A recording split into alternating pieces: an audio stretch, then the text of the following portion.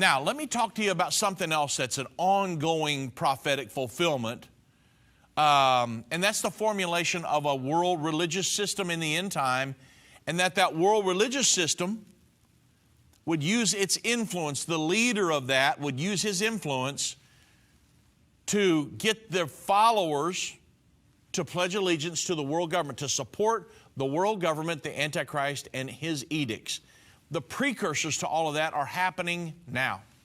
So Reuters reported that, this is just 2 or 3 days ago, that Pope Francis was advocating a carbon pricing system to stem global warming and appeals to global warming deniers or climate change deniers to get on board. So this is from Vatican City, and they stated that Pope Francis on Friday was saying that carbon pricing is essential to stem global warming, and his clearest statement, they were saying that this is his clearest statement yet in support of penalizing polluters, like CO2 is a pollution. It's really not. And he appealed to climate change deniers to listen to science. So you understand that CO2 is plant food on the earth. It doesn't kill plants. Plants use it for food.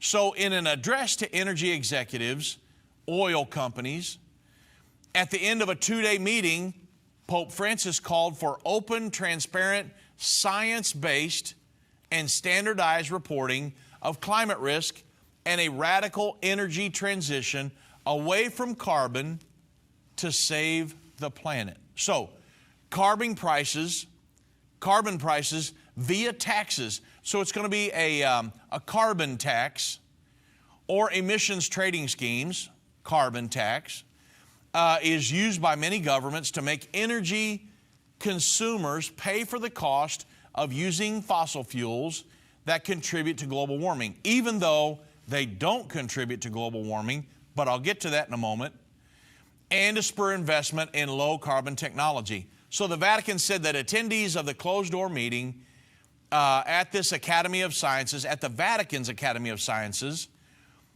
which was a follow-up to one that they had a year ago, the attendees were the CEOs of Royal Dutch Shell Company, these are oil companies, ENI, British Petroleum, BP, Repsol, ConocoPhillips, Chevron, ExxonMobil, and executives of investment funds.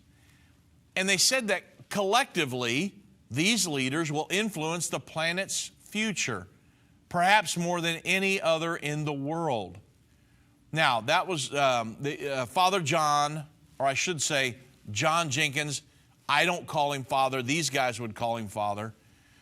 President of the U.S. University of Notre Dame, which organized the meeting. So the Pope is going after these oil companies, trying to use his religious influence to get the heads of these oil companies to buy into the propaganda put out by the United Nations that man-made global warming leads to climate change. So Pope Francis, who's made many calls for environmental protection and has clashed over the climate change, which leaders such as President Trump has said that the ecological crisis threatens the future of the human family. We criticize those who, like Donald Trump, doubt the science that shows human activity is causing the earth to heat up. That's a true statement. I doubt that too, because it's easily proven to be false. But Pope Francis has said, for too long we have collectively failed to listen to the fruits of scientific analysis and doomsday predictions that can no longer be met with irony and disdain. Discussions of climate change and energy transition must be rooted in the best scientific research available today. Well, Trump was asked in an interview if he accepted climate science.